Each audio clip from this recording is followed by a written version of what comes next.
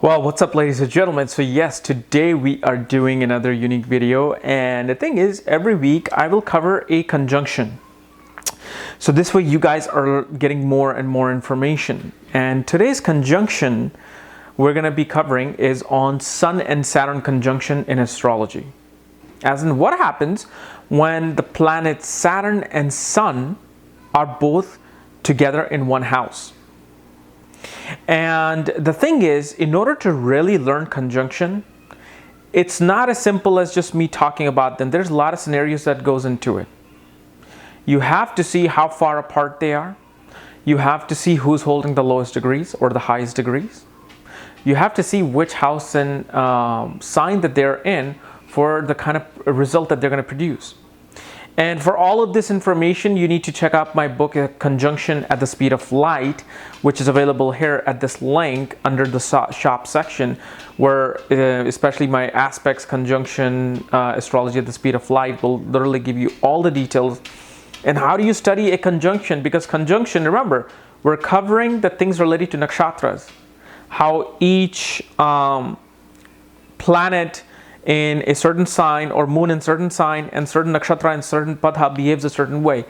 That's how you really understand conjunctions too, that I give examples in my book about how, let's say, Mars and Venus conjunction in a certain sign, nakshatra is behaving. What are they bringing to the table? So there's all these little concepts like sandhi conjunctions and how they are affecting your chart, okay? But basically, Sun and Saturn conjunction in astrology, what it really means, if you, let's say, wanted to define this within one word, that what is, this conjunction is about, that one word would be duty. These people feel, with Sun and Saturn conjunction, that they have a duty to perform. It is their righteous duty to work towards this certain thing. Now, on a basic concept, Sun represents government, authority. Saturn also represents government, leadership, authority, workings of the government, administrative side of the government. Saturn is about discipline and an organization and structure in a given place. And Sun is kind of like this planet that kind of wants to take that leadership role like the king. So these two planets are very strongly connected to our working government. This is why government, it's a government's duty to behave and do well for the people. Bring the economy to its up to par for the people. Now, obviously, there's bad and good government. We're not talking about that. We're talking about this governing dynamic that it brings to the society. So that's what this conjunction represents. So anytime Sun and Saturn are conjunct in a particular house, what happens is this person feels they have this duty to give towards this house, no matter what they do in their life, no matter how they perform, what they're doing, who they're following, there's always a sense of duty towards this house. Let's say Sun and Saturn conjunction occurs in the fourth house. Okay. This conjunction will give this person duty and responsibilities towards the home. Usually you will find these kind of people who are, whether they're youngest or the oldest, they became responsible for raising the family, taking care of the family, providing a dwelling, providing food and shelter for their family. Perhaps something happened with the mom and dad, they cannot work, they lost their jobs, they have siblings who are not doing anything, and they somehow become responsible. They somehow pick up that slack, and they're like, all right, I'll go get a part-time job. I'll do 3 jobs and we'll pay our rent and we'll pay our thing. So they become responsible towards that thing. Saturn and Sun conjunction in the fourth house brings increasingly and tremendous amount of passion towards politics, towards people of the homeland. They feel that it's their duty to serve the people of the homeland. So you will see a lot of soldier and government workers and policemen with this kind of a conjunction in the fourth house. So wherever this conjunction is occurring, they'll feel responsible towards that house. These are the kind of people who, growing up, did not really know who they were. Their identity were kind of lost in serving people, serving whatever house that they were in. Because remember, Saturn and Sun are quite enemies in astrology. Through their mythical stories, through their analysis, Sun represents your soul, your personality, your ego, your self-esteem. When Saturn, the dark energy, comes near the Sun, and remember, Saturn is far more powerful than Sun. Saturn holds every planet, including the Sun, within its grasp. So Sun wants to be this egoistic person, this king. We were all born to be king. That's what Sun says. But Saturn now says to this person, oh, no. The more you try to be king, the more I'm going to bring you down, and I'm going to make you a servant. So growing up, their egos and self-esteem is somehow hit through certain things where they just feel like they have to serve. They have to duty to serve. They have to just kind of like bow in front of everyone, and they become very nice, very introverted. They're the kind of people who just feel like, I just have this duty to do, and there's nothing else. Maybe I can be a photographer, maybe I can be an actor, but that's not important. I just need to do these things. This is my duty. This is my serving. So that's what happens. Then later on, once they're 34, 35, 38, they finally try to come out of that hole. They're like, there's nothing more to this world than me just always going towards these things, always trying to serve my family, and they're not doing anything. What am I doing? Then they start questioning things. Then this sun wants to illuminate itself. Because no matter what, even if Sun is eclipsed with the nodes or with Saturn, it's going to illuminate at some point. It's going to burst out of its hole at some point. So the main thing is duty towards certain thing. They become servant to certain things. So in 6th house and 10th house, I have seen a lot people be government servants.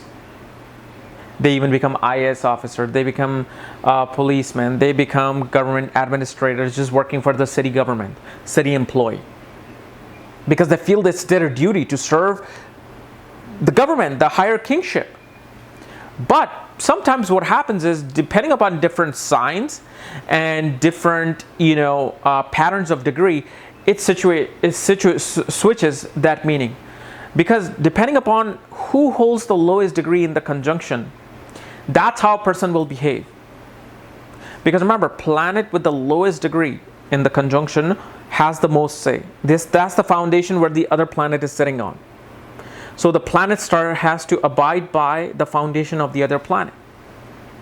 So let's see what the degree has to do with this. So let's say if in this conjunction your Saturn is holding the lowest degrees.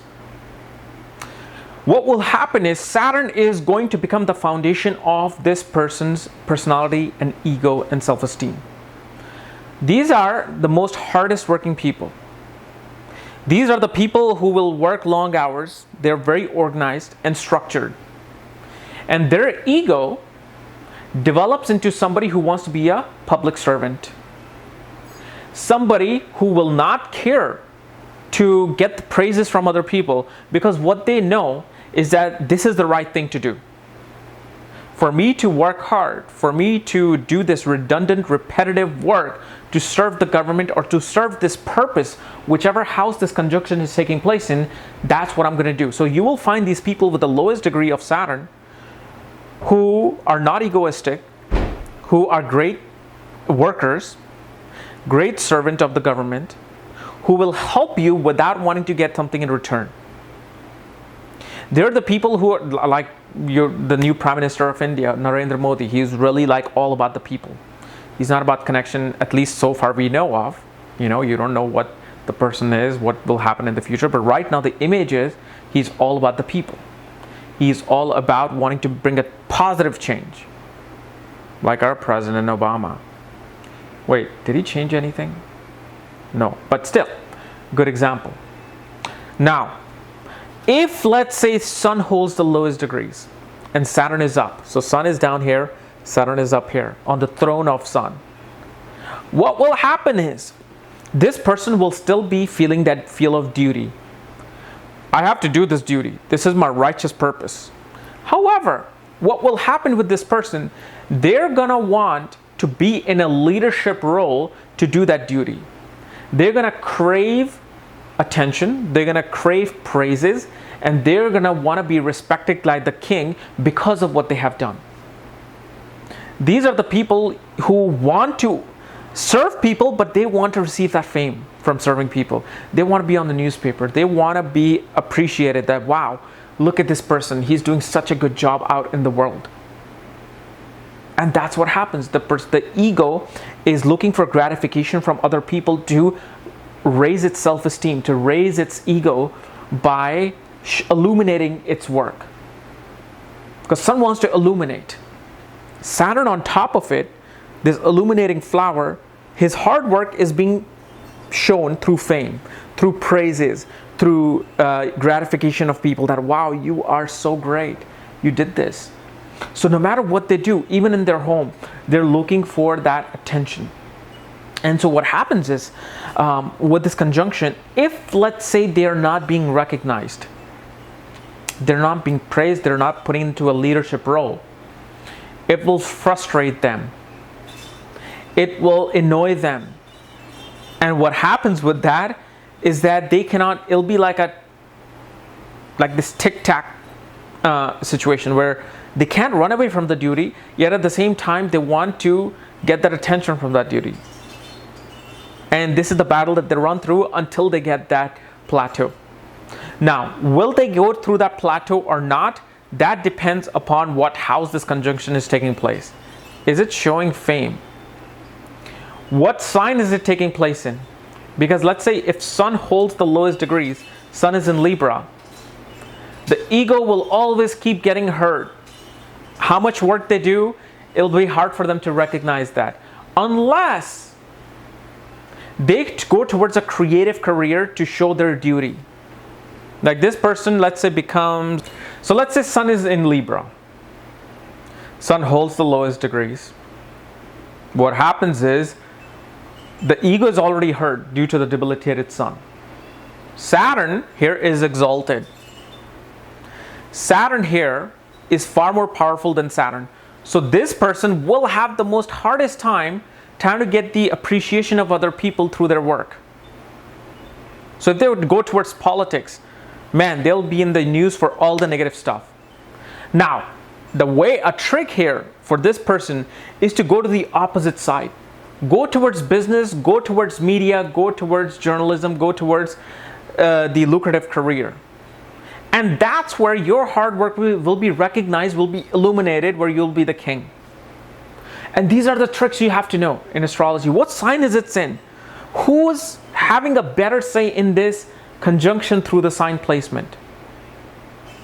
And then you also have to, if you want to really understand that conjunction, look at the nakshatra. Now obviously we will cover this in the future.